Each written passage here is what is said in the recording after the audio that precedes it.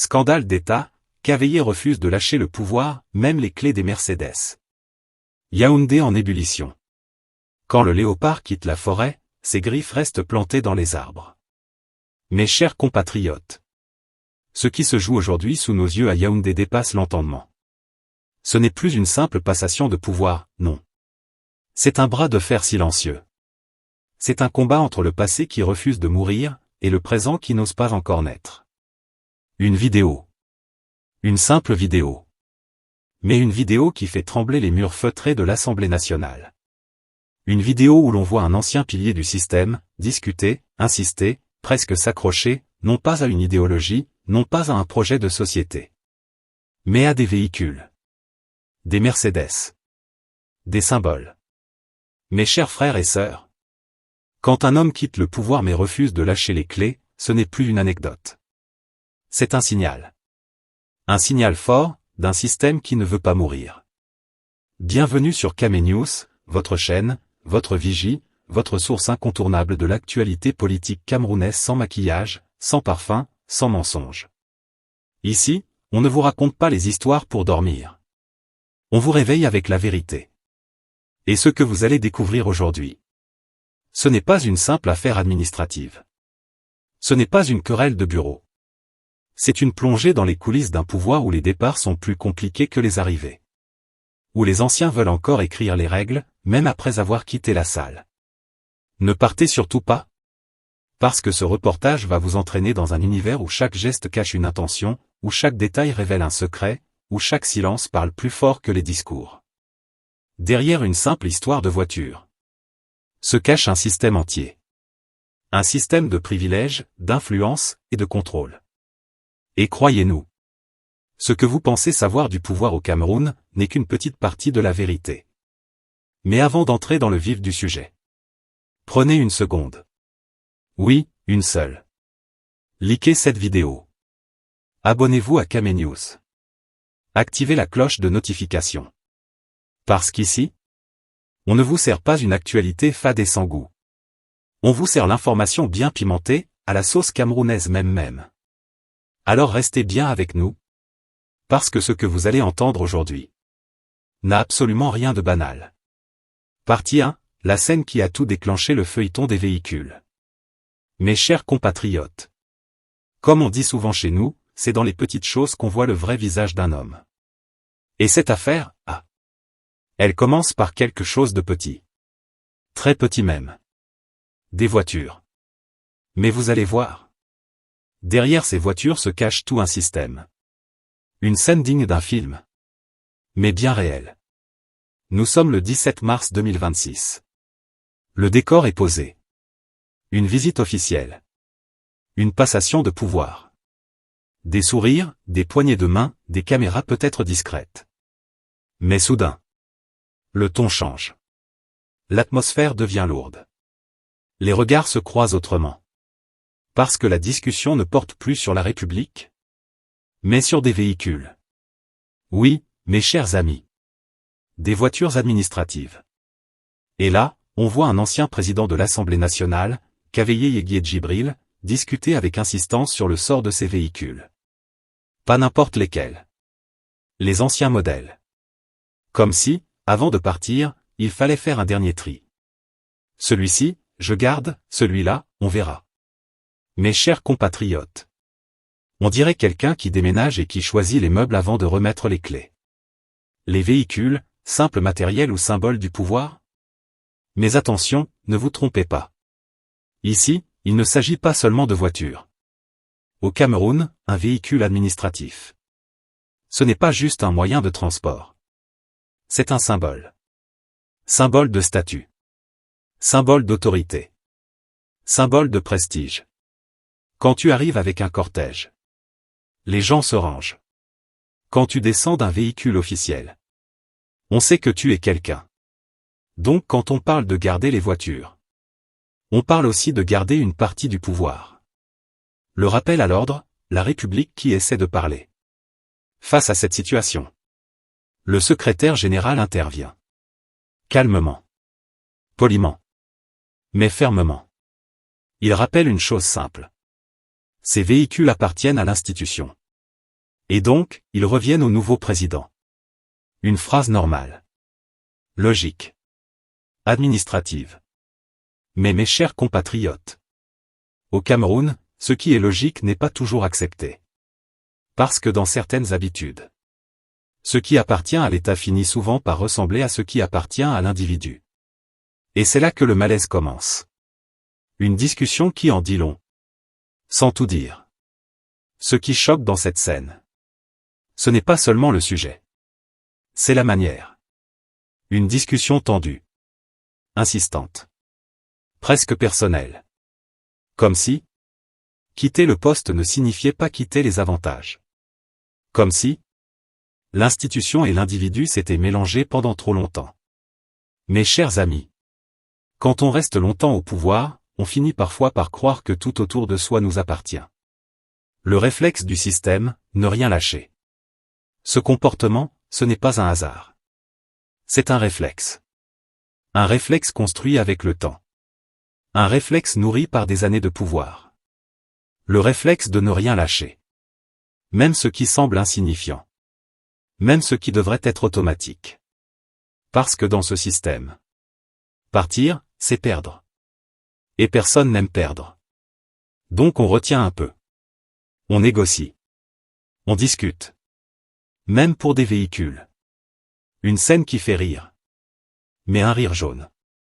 Beaucoup de Camerounais ont regardé cette vidéo et ont rigolé. Donc c'est pour les voitures qu'on discute comme ça. Oui, ça fait rire.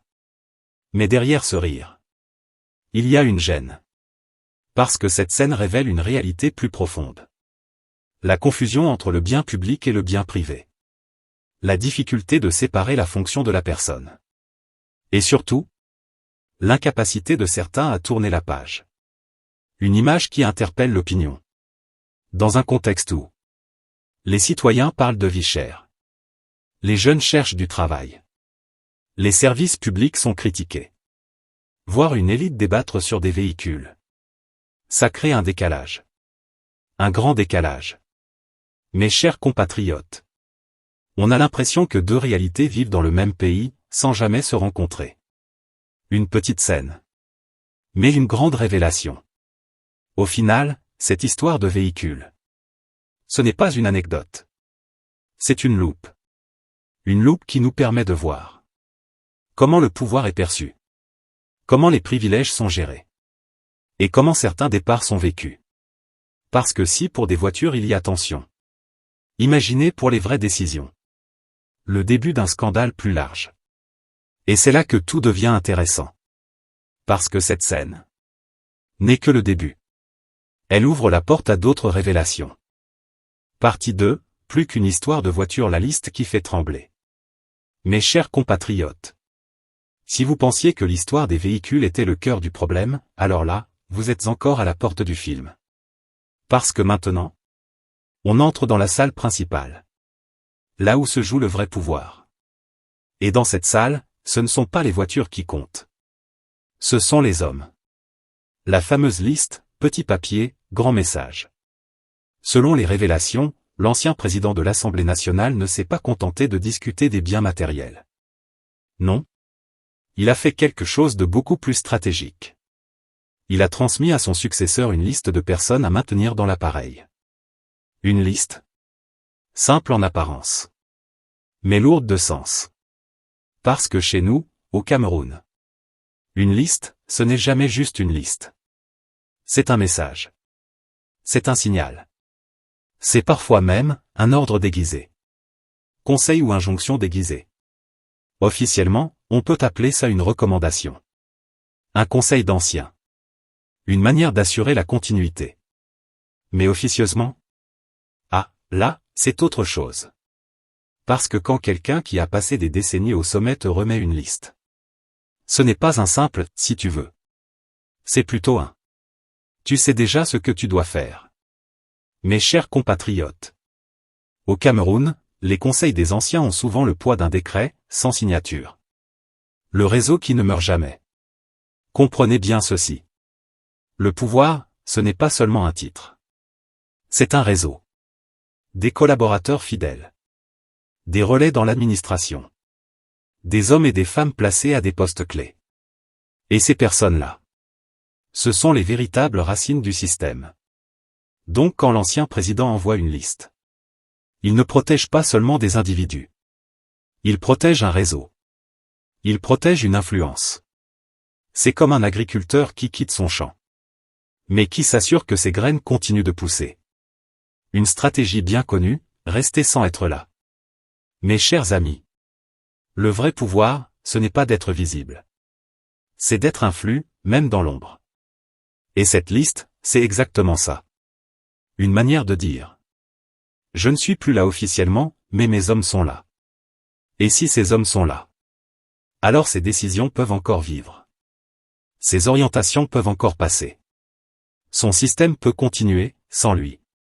C'est ça qu'on appelle chez nous diriger à distance. Le danger, une passation qui n'en est pas une. Normalement, une passation de pouvoir, c'est simple. L'ancien part. Le nouveau arrive.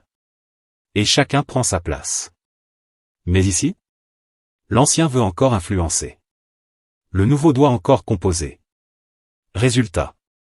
Ce n'est plus une passation. C'est une cohabitation invisible. Et ça, mes chers compatriotes, c'est dangereux pour les institutions. Parce que quand deux logiques coexistent, qui décide vraiment? Qui commande réellement? Datuo face à un test silencieux. Maintenant, regardons la position de Théodore Datuo. Il reçoit cette liste. Et à partir de ce moment, il comprend qu'il est observé. S'il accepte, on dira qu'il respecte la continuité. Mais en réalité, il hérite d'un système déjà verrouillé. S'il refuse, on dira qu'il veut imposer sa marque. Mais il risque de froisser des réseaux puissants. Donc, quoi qu'il fasse, il est déjà dans un piège. Mes chers amis, c'est ça le pouvoir au Cameroun, même quand tu gagnes, tu dois encore négocier ta victoire. Les hommes, le vrai nerf du pouvoir. Pourquoi cette liste est-elle si importante? Parce que dans notre système, les institutions suivent les hommes. Et les hommes suivent leur loyauté. Un directeur de cabinet fidèle à l'ancien peut ralentir les décisions du nouveau. Un conseiller influent peut orienter les choix. Un collaborateur stratégique peut bloquer ou faciliter. Donc en réalité, contrôler les hommes, c'est contrôler le pouvoir. Et Kaveye Yeguié Djibril le sait très bien. Une culture politique profondément enracinée. Cette pratique ne sort pas de nulle part. Elle est le produit d'une culture politique bien installée. Une culture où le pouvoir se personnalise. Où les postes deviennent des territoires. Où les relations comptent parfois plus que les règles. Et dans ce contexte, quitter un poste ne signifie pas abandonner le contrôle. Au contraire. C'est souvent le début d'une influence plus discrète, mais tout aussi efficace. Le problème de fond, institution ou personne? Au final, cette affaire pose une question fondamentale. Est-ce que nos institutions fonctionnent selon des règles, ou selon des individus? Parce que dans un système solide, les règles priment. Les postes sont impersonnels.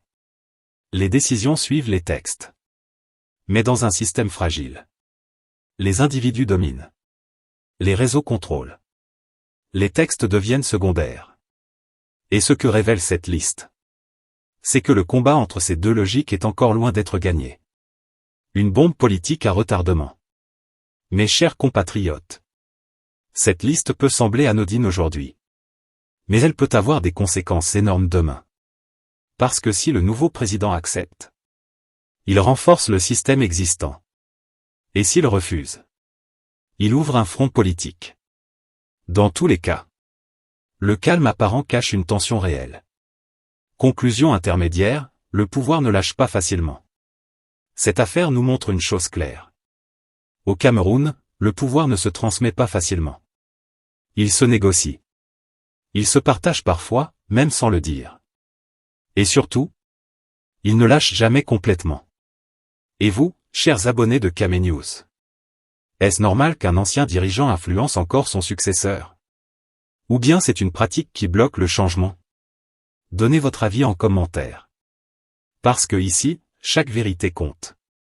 Partie 3, les privilèges qui choquent le paradis des anciens. Mes chers compatriotes, si vous pensiez que l'histoire des véhicules était déjà choquante, asseyez-vous bien. Parce que là, on entre dans un autre niveau. Le niveau du confort à vie. Le niveau du repos présidentiel, version luxe camerounaise. Une retraite qui fait rêver. Mais pas tout le monde. Dans beaucoup de pays, quand un responsable quitte ses fonctions, il part avec une pension normale. Une retraite simple, digne, mais raisonnable. Mais au Cameroun? Ah! Là-bas, quitter le pouvoir, c'est comme gagner au jackpot, sans avoir joué au loto. Prenons le cas de l'ancien président de l'Assemblée nationale. 1,5 million francs CFA par mois, à vie. Et attention, non imposable. Donc pendant que le petit commerçant paie ses taxes jusqu'au dernier franc. Certains reçoivent leur argent tranquillement, sans impôt. Mais ce n'est que le début. Le confort total, même les factures sont en vacances. Mes chers amis, accrochez-vous bien. Parce que même après avoir quitté le pouvoir, l'État continue de payer. 150 000 francs CFA pour l'eau. 250 000 francs CFA pour l'électricité. 250 000 francs CFA pour le téléphone. Donc en résumé, tu ne travailles plus, mais tes factures continuent de travailler pour toi. Même à la maison, tu peux laisser le robinet couler comme une rivière du Noun. Ce n'est pas ton problème. Tu peux allumer toutes les lumières comme au stade Amadou Ahidjo. Personne ne va te demander pourquoi. Et pendant ce temps, le citoyen ordinaire calcule combien de minutes il peut laisser son ampoule allumée sans pleurer à la fin du mois. Le carburant, même à l'arrêt, le moteur tourne. Et ce n'est pas fini. 1000 litres de carburant. Oui, 1000 litres. Même si tu ne bouges pas, le carburant est là. Même si tu es en retraite, le moteur continue de tourner. Mes chers compatriotes, on dirait qu'au Cameroun, même les anciens dirigeants ne tombent jamais en panne. Le luxe permanent, voitures et résidences de grand standing. On continue. Une résidence de grand standing, meublée, entretenue par l'État. Donc tu quittes le pouvoir.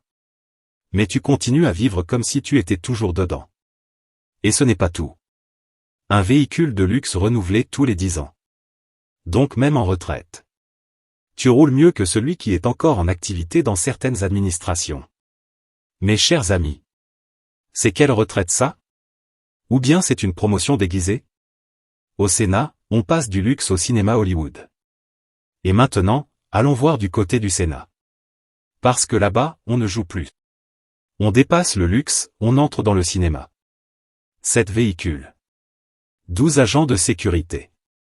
21 personnels de résidence. 6 millions francs CFA par mois pour le logement.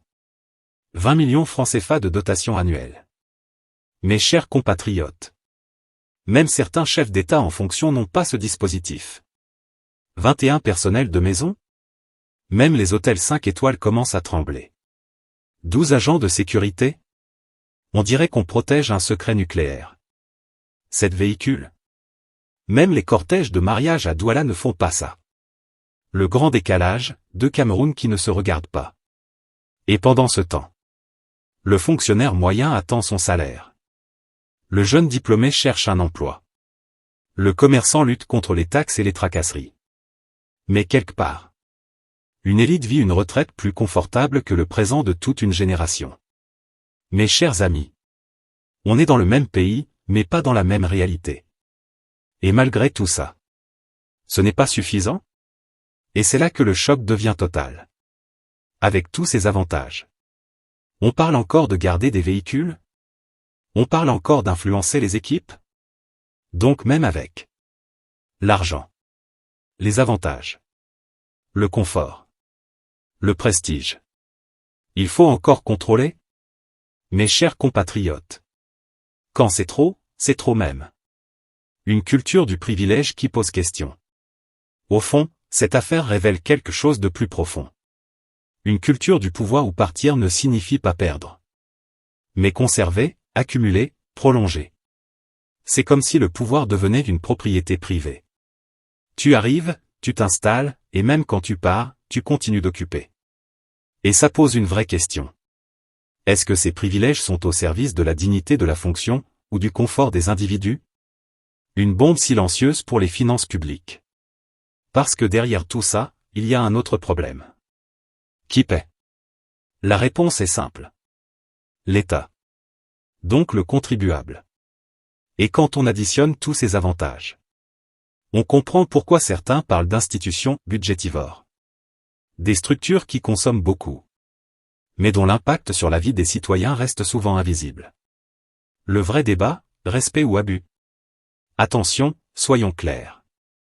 Respecter les anciens dirigeants, c'est normal. Reconnaître leur service, c'est important.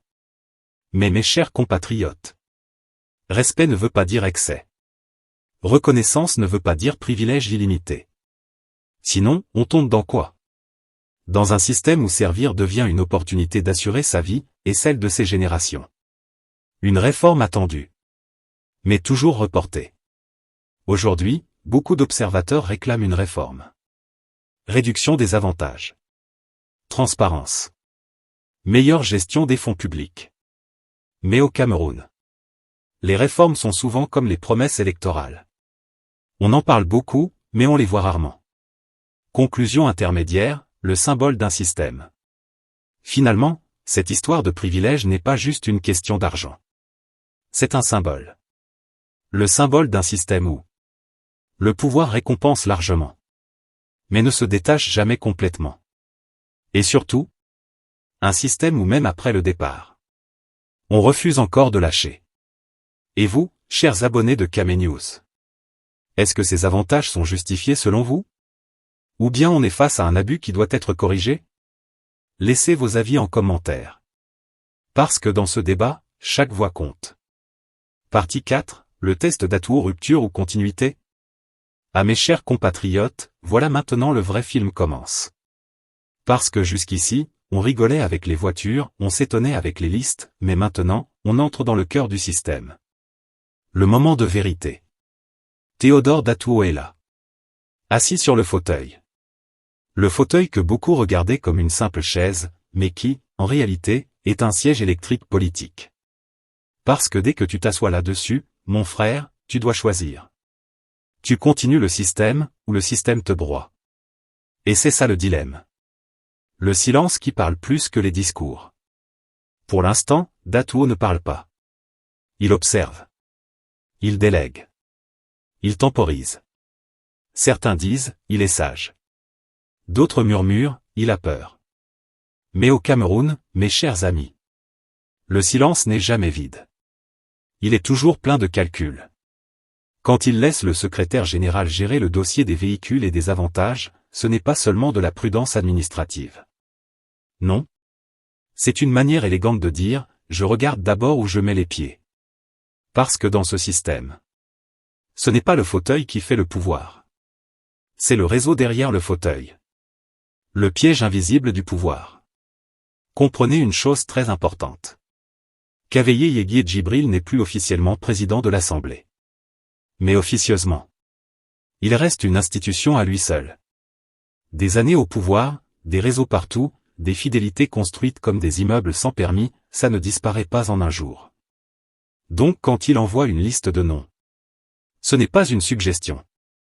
C'est un message codé. Traduction camerounaise simple. Petit, fais attention.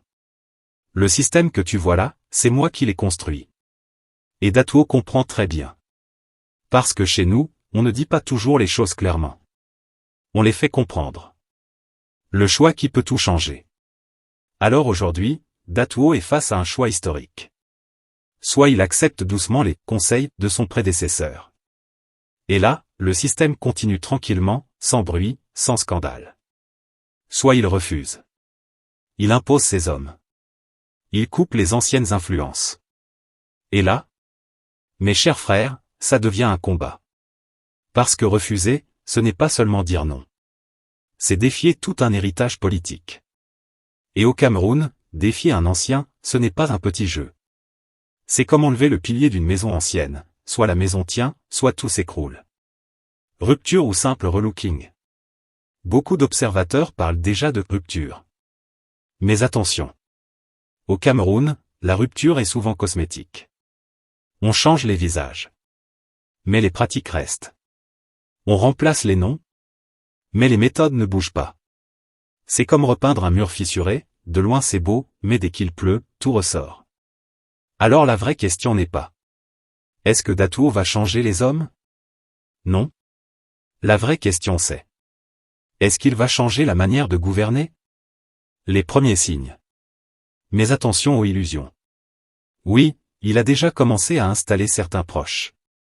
Des profils nouveaux, des technocrates, des visages qui donnent l'impression de renouveau. Mais mes chers compatriotes, installer ces hommes, ce n'est pas réformer. Parce que même les nouveaux peuvent apprendre très vite les anciennes habitudes. Au Cameroun, le système est comme une école invisible. Dès que tu entres, on t'enseigne comment faire comme avant. Et si tu refuses, on te rappelle doucement à l'ordre. Le poids du biaïsme. Ah, le fameux biaïsme. Ce mot qu'on ne définit pas officiellement, mais que tout le monde comprend. C'est cette manière de gouverner où le pouvoir ne s'arrête jamais vraiment. Où les anciens restent influents, même sans poste. Où les décisions se prennent souvent ailleurs que là où elles sont annoncées. Dans ce système, partir ne signifie pas disparaître. Et arriver ne signifie pas commander. Alors Datuo doit faire très attention. Parce que s'il ne fait rien, il devient simplement le gestionnaire d'un héritage. Et s'il agit trop vite, il peut déclencher des tensions qu'il ne contrôle pas. Le vrai test, courage ou confort? Au final, tout se résume à ça. Est-ce que Datuo va choisir le courage? Ou le confort? Le confort, c'est accepter. Ne pas faire de vagues. Garder la paix apparente.